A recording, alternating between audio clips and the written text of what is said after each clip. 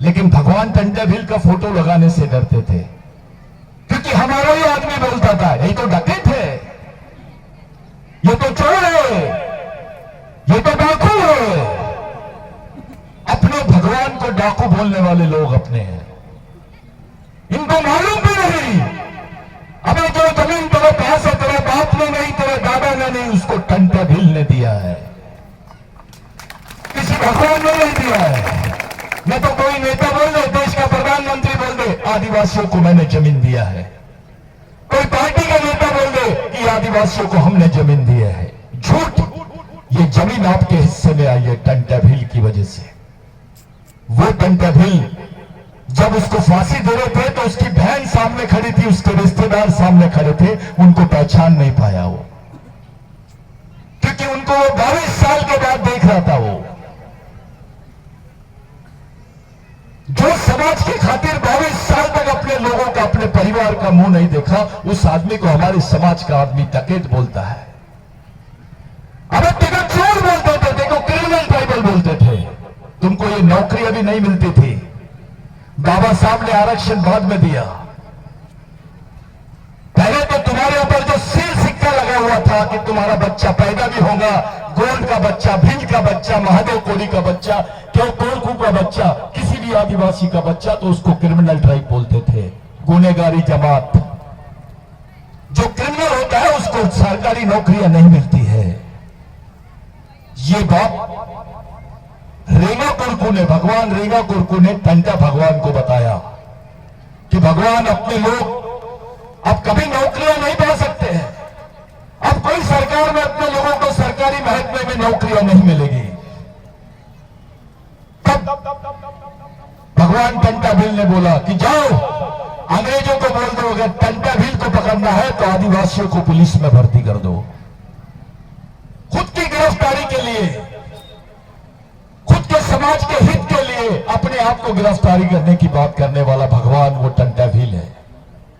खुद को गिरफ्तार करने के लिए आदिवासियों को पुलिस की नौकरियां मिलना शुरू होगी, तब जाके तुम्हारे सामने से क्रिमिनल ट्राइबल बिल बाहर निकला। वो डोडवे ने बहुत अच्छा बात बोला कि जो क्रिमिनल ट्राइबल बिल है इसको हेरिडिटरी एक्ट के नाम से जानते थे। भगवान टंटा भील से प्रेरित होकर अंग्रेजों ने ब्रिटेन में जाके इस बिल को पास किया और भारत में क्रिमिनल ट्राइबल बिल ये बंदी हुई और वहां से आदिवासियों को सरकारी नौकरियों में नौकरियां मिलना शुरू हो गई। तो अधिकारी हो, तो कर्मचारी हो, टीचर है, डॉक्टर है, इंजीनियर है, विधायक है, मंत्री है, सिर्फ भगवान टंटा भील के भरोसे, किसी पार्टी के भरोसे नहीं, किसी नेता फेता के भरोसे नहीं। अब तेरे ओरिजिनल भगवान टंटा भील है, तेरे खून में गद्दारी है, तू अपने भगवान का नाम नहीं लेता है। ये कैसे खून में है तेरा कि अपने भगवान को नहीं पहचान पाए हम लोग। 150 साल बाद में टंटा भगवान का हम लोगों ने यहां पुतला बिठाया है।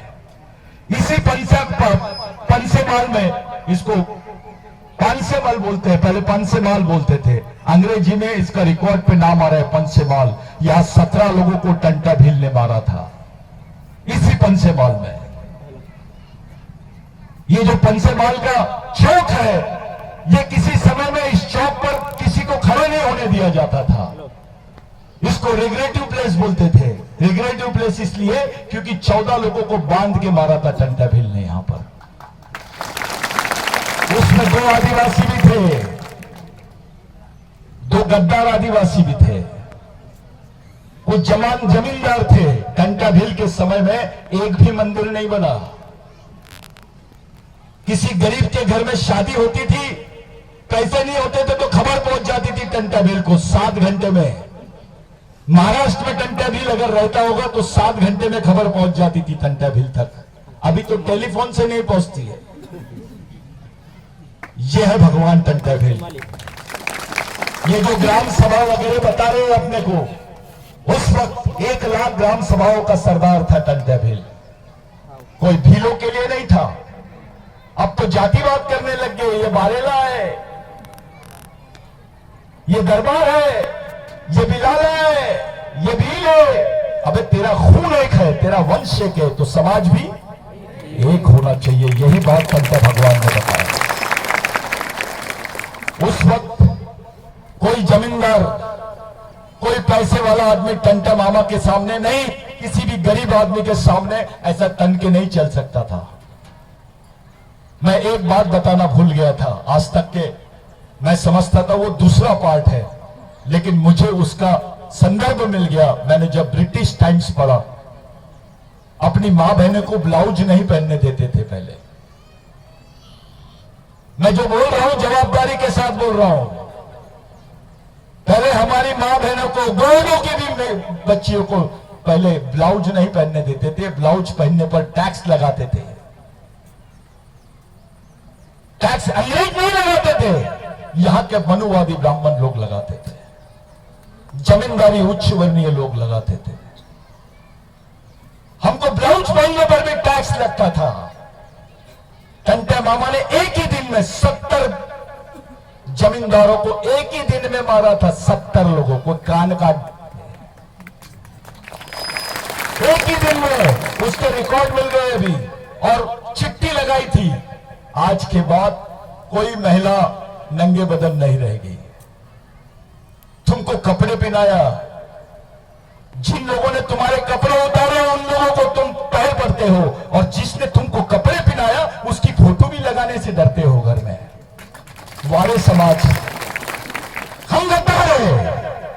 तुम्हारे बेटे को बोलो मेरे लिए फांसी पे चढ़ जा, तुम्हारे लड़के को बोलो मेरे लिए फांसी पे चढ़ जा, लेकिन भगवान टंटा भील तुम्हारे लिए फांसी पे चढ़ गया। खुद के परिवार को नहीं पहचान पाया। जब उसको फांसी के वक्त उसके परिवार को सामने रखे तो अपने रिश्तेदारों को नहीं पहचाना, क्योंकि 22 साल के बाद देख रहा था उसको। जो बहन जवान थी वो बूढ़ी हो गई थी, जो बच्चा था वो जवान हो गया था। वो भी टंटा भील को नहीं पहचान पा रहे थे। 22 साल जिसने अपने परिवार को नहीं देखा, और केवल 22 साल तक इस देश में हथियारबंद लड़ाई लड़ने वाला पहला सरदार था, जिसका नाम है टंटा भील। ये भारत रत्न, ये रत्न वगैरह के पुरस्कार हमारे भगवान टंटा भील को नहीं होना, बिरसा मुंडा को भी नहीं होना, क्योंकि ये तो भारत के मालिक है। इनको कहेगा रत्न देना है, तुम लो भारत रत्न। अबे भारत के मालिक को नागरिक मत बनाओ। टंटा मामा अपने साथीदार लोगों को, अपने से नन्हे बदन का भी आदमी रहता था तो उनसे इज्जत से उसको बोलते थे मालिक। ये शब्द